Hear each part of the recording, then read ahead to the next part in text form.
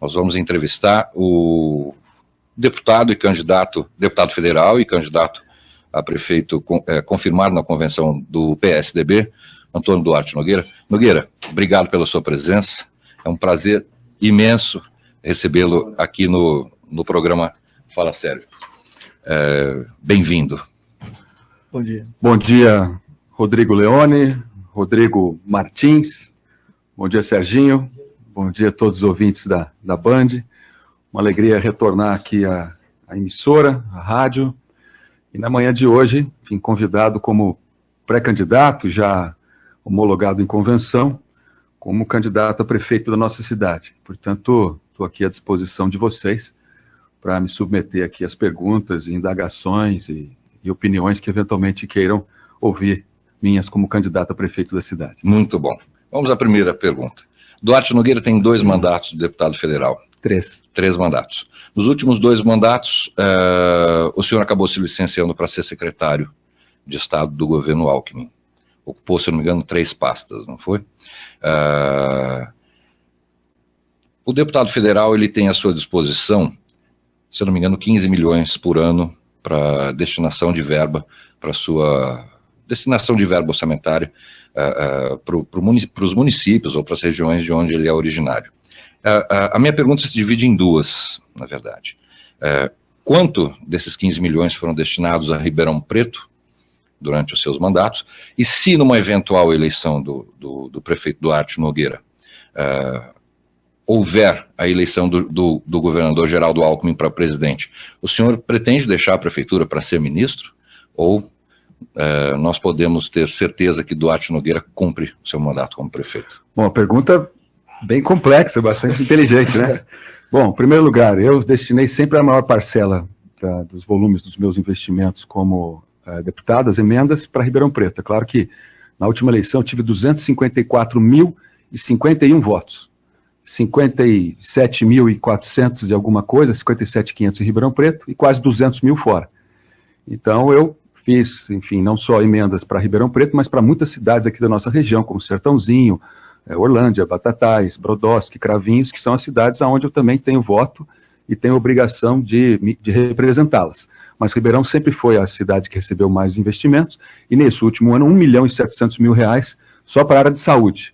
Eu já fiz investimentos também em área de infraestrutura aqui para a cidade, mas em muitas delas a gente não teve oportunidade de executá-la porque a prefeitura não fez os projetos a tempo hábil para que pudesse ser executado. A gente conseguiu fazer um investimento de 440 mil na Cava do Bosque, em algumas reformas, mas não foi possível avançar um pouco mais, repito, por essa carência de projetos. Em Brasília, é importante que as prefeituras estejam com os projetos sempre prontos na prateleira, não só para as áreas de infraestrutura, mas áreas de saúde, transferência social, mas também programas na área de esporte, cultura, lazer, equipamentos esportivos, equipamentos da agricultura, trator, implementos, assim por diante.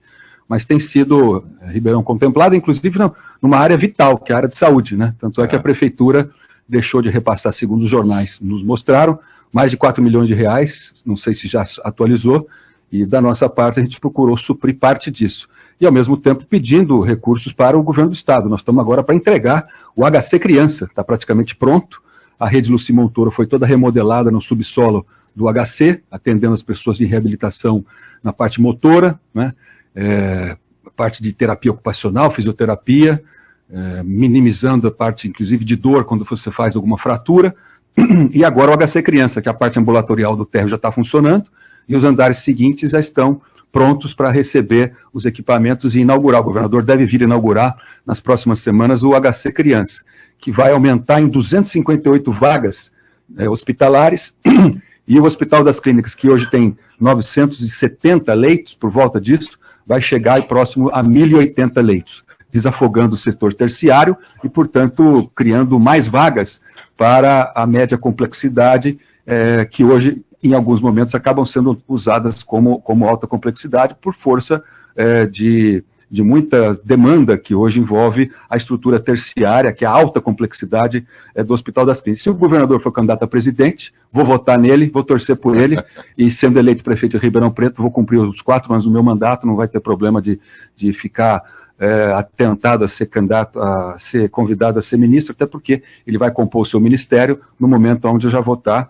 se for a vontade do eleitor da cidade, na prefeitura a partir de 2017. Okay.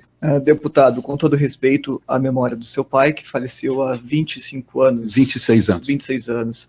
E aproveitando, inclusive, o gancho da pergunta que o nosso ouvinte fez agora, quando o senhor já estava aqui dentro, é uma crítica boa ou uma crítica ruim quando acreditam que o senhor viveria à sombra do seu pai, à sombra política do seu pai? As pessoas têm referências boas do seu pai e, ao mesmo tempo, elas fazem uma crítica ruim ao senhor, como o próprio ouvinte destacou e o senhor ouviu. É complicado ter essa percepção política? Bom, primeiro que eu não acho a crítica do João ruim. Eu acho ela uma crítica, uma opinião dele, eu acho que eu tenho que respeitá-lo.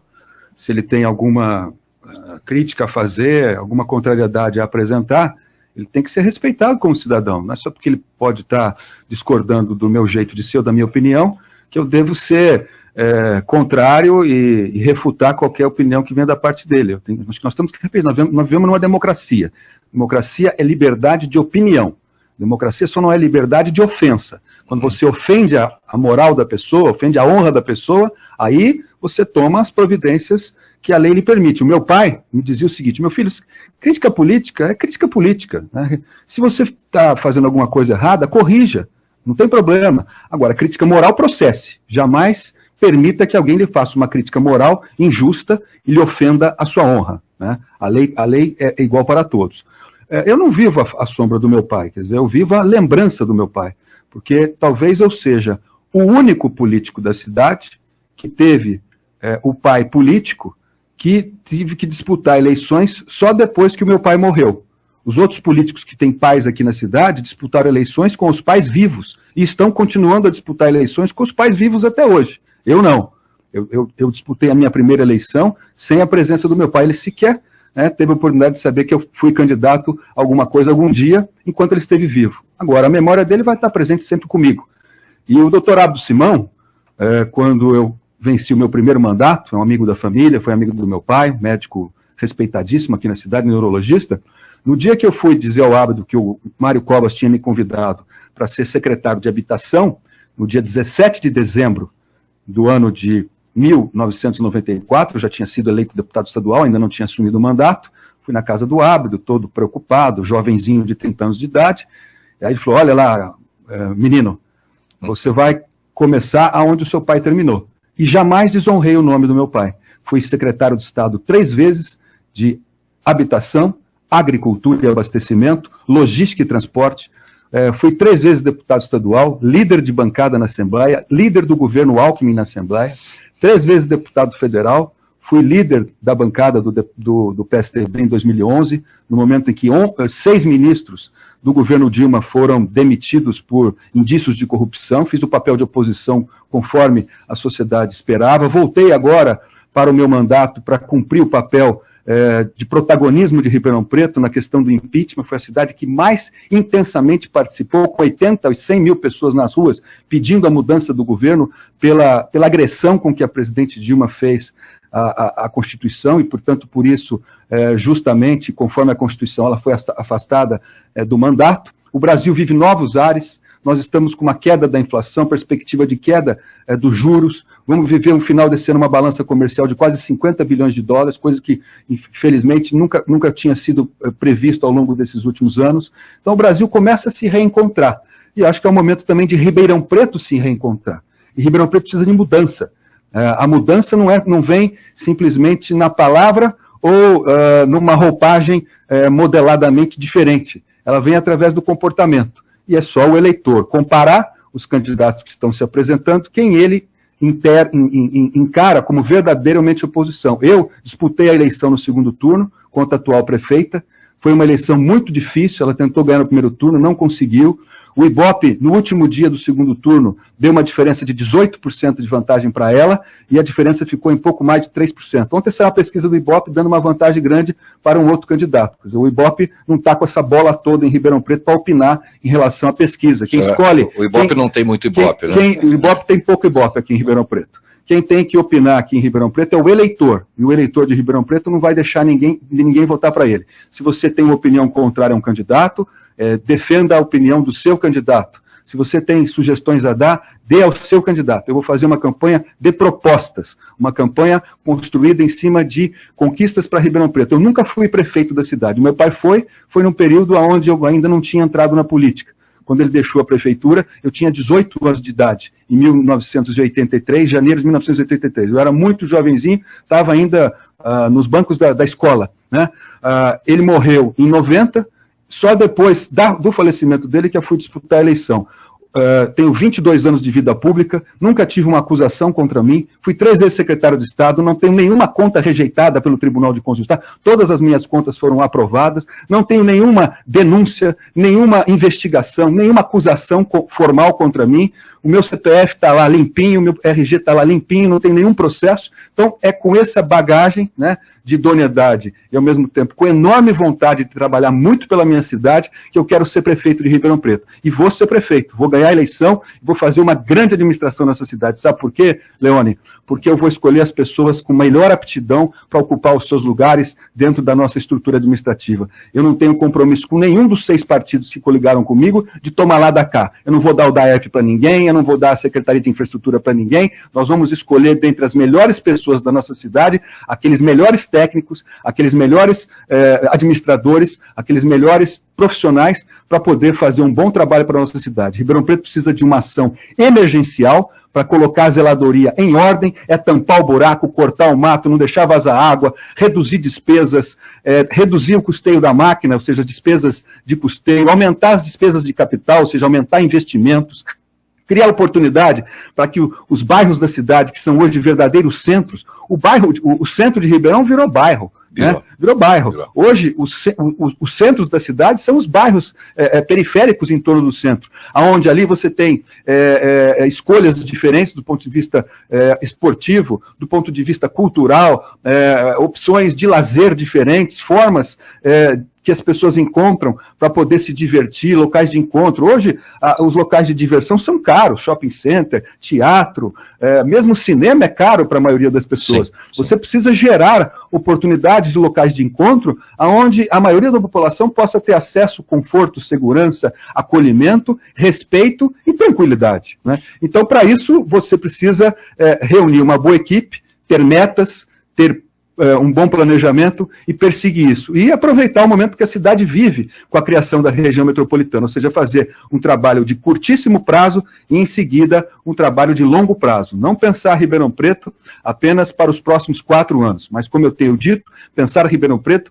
até 2050, quando a nossa cidade vai superar 1 milhão de habitantes. E você imagina como é que vai ser essa cidade quando tiver 1 milhão de habitantes. O próximo prefeito vai pegar uma situação, uma cidade, além dos problemas estruturais que tem, com algumas diferenças sociais gritantes, não é?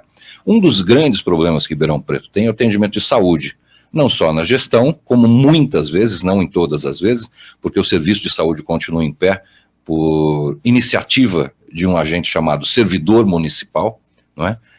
Mas o serviço de saúde de Ribeirão Preto hoje tem cadastrado, se eu não me engano, 1.400.000 pessoas, e nós temos 50% disso como habitantes, né?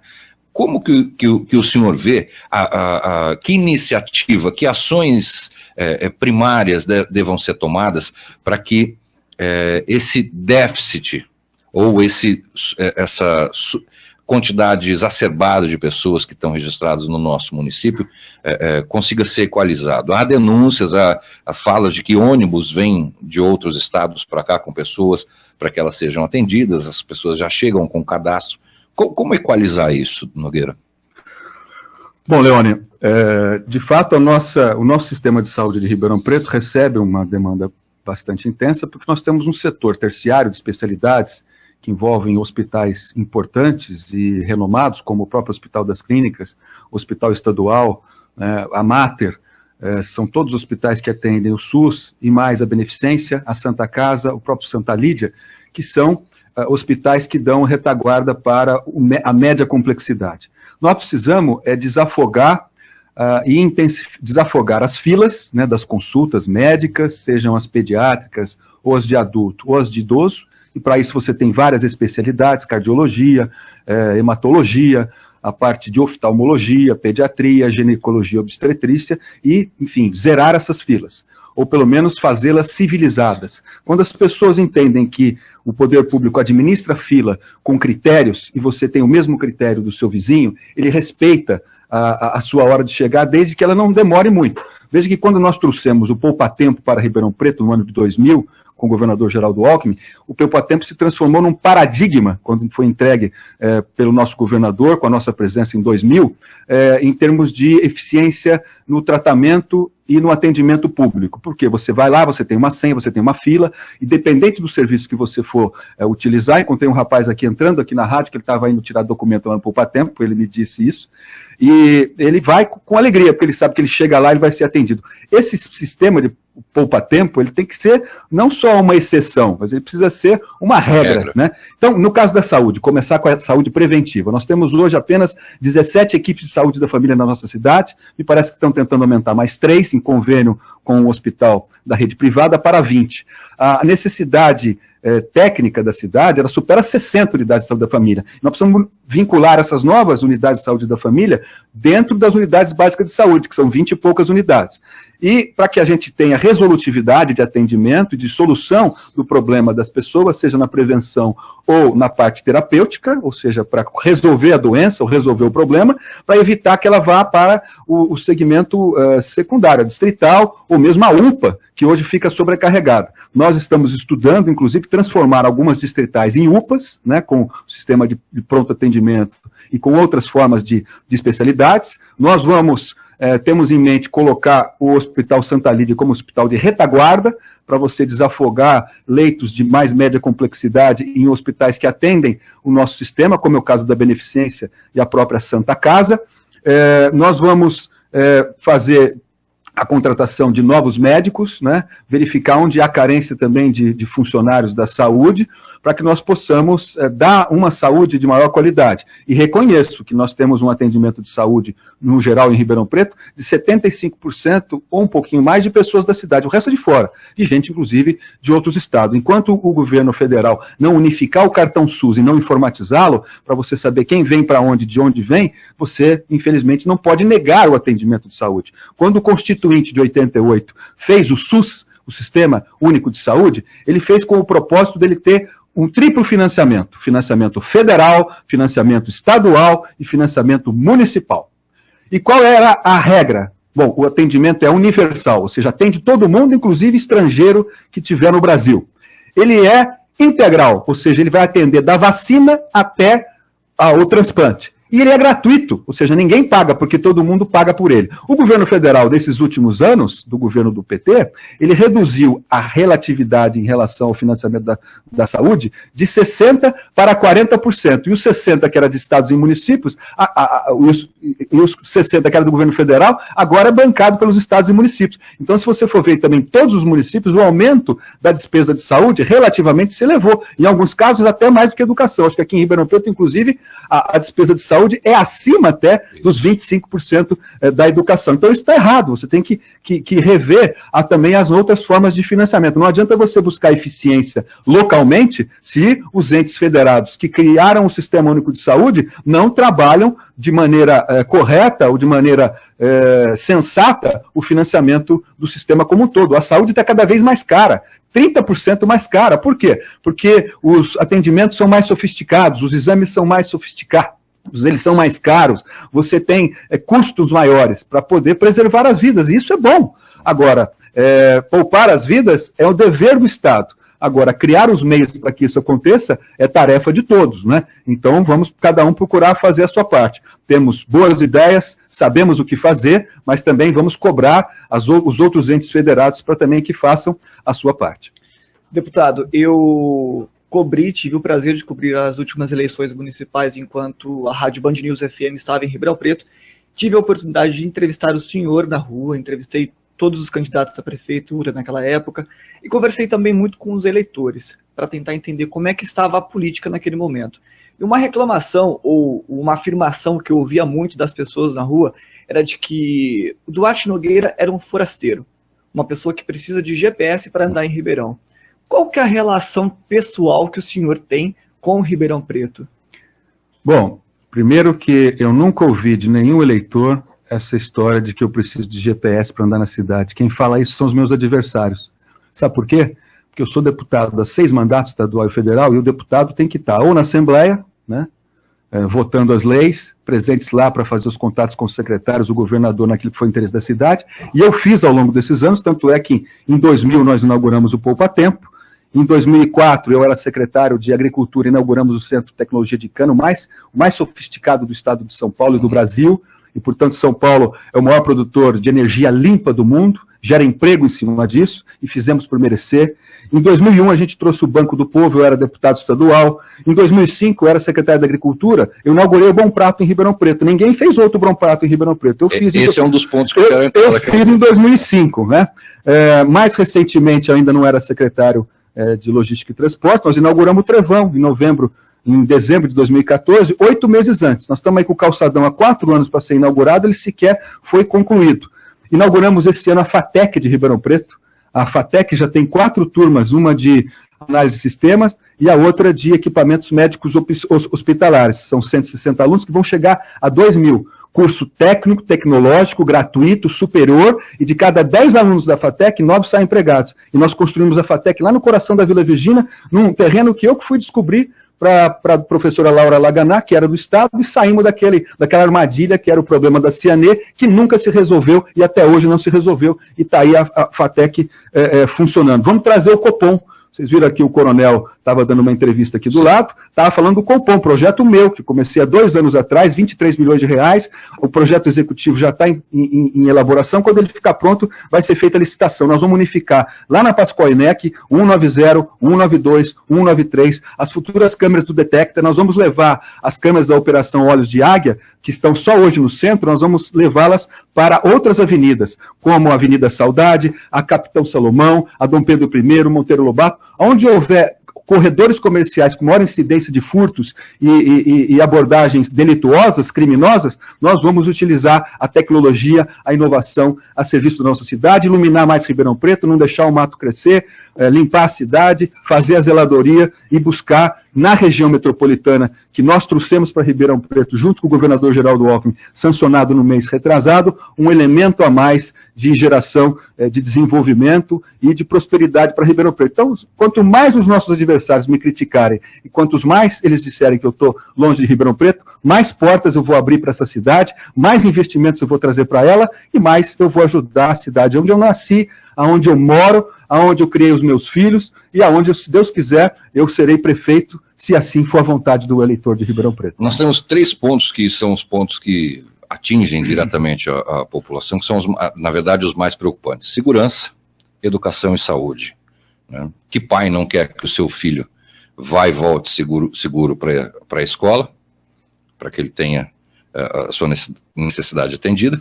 E que pai não quer que o filho arrume emprego? Não é? Em outros estados, nós vimos a política de capacitação de mão de obra sendo instalada. Em alguns estados foram iniciativas de municípios, outras em convênio com o governo do estado. Como que o senhor vê a necessidade de hoje capacitar o cidadão ribeirão-pretano? Como capacitar? O quê? Nós temos indústrias que querem chegar para cá. E não chegam por quê? Porque não existe mão de obra qualificada específica, como, por exemplo, a indústria de eletrônicos. Rodrigo Leone, uma excelente pergunta. Rodrigo Martins, os 2 Rodrigos aqui do programa, vão me dar a oportunidade de colocar aqui a minha opinião. Eu disse essa semana, na terça-feira à tarde, aliás, quarta-feira à tarde, no plenário da Câmara dos Deputados, fiz um pronunciamento e um dos pontos que eu toquei foi a questão do desemprego. O ano passado, os brasileiros carteira assinada perderam 1,5 milhão de postos de trabalho. Esse ano já foram 521 mil postos de trabalho perdidos de carteira assinada no Brasil. Nós tivemos uma crise que elevou o desemprego de 8,3% para 11,3%. 11,3% de desemprego são 11.600.000 brasileiros. E a parte mais difícil é que esses quase 12% de desempregados da população economicamente ativa, se você for pegar aqueles que têm até 24 anos, ela é o dobro. Então, o jovem de até 24 anos, ele está 24% da população desempregada. E para esse, você tem que gerar oportunidade, primeiro para qualificá-lo. Então, FATEC, ETEC, SESC, SENAC, SENAI, SESI, cursos profissionalizantes, parceria com a iniciativa privada, identificar com as indústrias, com o comércio, com o serviço. Ribeirão Preto é 75% comércio. Aonde estão as formações técnicas ou profissionais necessárias para você formar esses quadros para que eles possam ocupar o mercado de trabalho. Se o mercado de trabalho ele está suprimido, ou seja, ele não está ofertando, ele está desempregando, você tem que verificar quais são as novas oportunidades que existem. Então você tem hoje a questão tecnológica sendo uma coisa muito importante, que também faz parte dos serviços. Ribeirão Preto tem o piso, né, que é um segmento, quase que um arranjo produtivo local de softwares. A gente tem o mesmo na linha de produtos médicos, hospitalares, odontológicos, temos um polo de tecnologia, temos a FIPAS e temos a Supera. Nós precisamos pegar a FIPAS e a Supera, que são duas incubadoras do ponto de vista prático e a outra do ponto de vista administrativo, para ir para a sua fase 2 e 3. Fazer chegar esse tipo de empreendedorismo com tecnologia limpa e com tecnologia mais vocacionada para as atividades comerciais da nossa cidade, até os bancos escolares,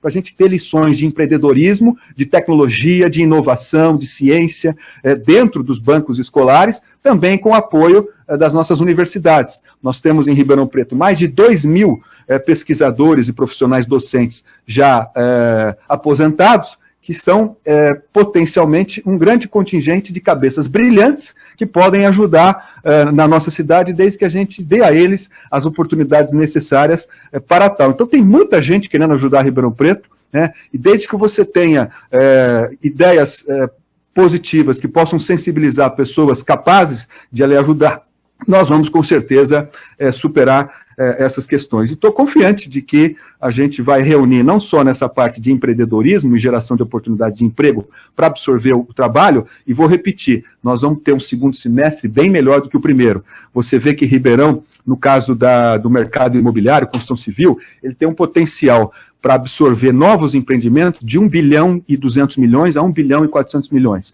Desde o Minha Casa Minha Vida, dos apartamentos e casas mais populares, para o pessoal que tem menos renda, até os grandes apartamentos sofisticados, etc. Então, é uma outra coisa também que aproveita bastante mão de obra e muita atividade comercial. E no caso da segurança, educação e saúde, por incrível que pareça, se você faz uma pergunta hoje para o Ribeirão Pretano, o maior problema na cidade, infelizmente, não é um desses três, é buraco. Ribeirão Preto virou a Buracolândia, a cidade dos buracos, a Zicalândia, a cidade da Zika, a Denguelândia, a cidade da dengue. Nós temos que virar essa página, né? Nós temos que fazer de Ribeirão Preto uma cidade que, quando comparada com qualquer outra cidade do Brasil, ela sempre ganha nos indicadores, mas quando comparada com ela própria, ela está muito aquém da capacidade dela se autossuperar e ir muito além. Então, eu acho que esse é o caminho. Estou muito entusiasmado com o que eu tenho encontrado pela rua, com as pessoas que estão me ajudando, e tenho certeza de que essa eleição vai ser uma oportunidade da cidade conversar consigo própria e escolher os seus melhores caminhos. Nós estamos nos 2 últimos minutos.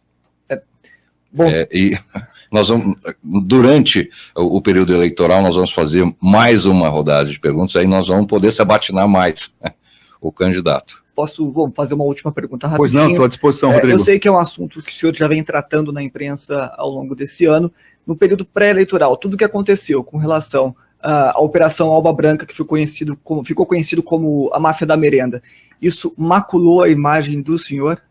Olha, me atrapalhou muito, porque os meus adversários utilizaram essa citação que houve de uma pessoa que foi presa, né, por envolvimento num estelionato, e que citou o meu nome no sentido de que ouviu dizer de um terceiro. E quando essa pessoa presa foi ouvida novamente na justiça, ao lado do seu advogado, ela não mais citou o meu nome. Então eu não fui acusado, não fui denunciado, sequer sou investigado. Mas, obviamente, os meus adversários utilizaram isso para tentar prejudicar a minha imagem. Eu sempre, a qualquer momento, fui o primeiro a tomar a iniciativa de me colocar à disposição dos órgãos de fiscalização e controle para prestar depoimentos. Mais do que isso, nesse caso eu sou vítima de uma quadrilha de estelionatários que, sem dúvida alguma, vão pagar pelos seus crimes perante a justiça. Bom, nós temos que encerrar aqui. 29 minutos e 40 segundos da nossa entrevista. Quero agradecer imensamente a sua presença, Duarte Nogueira.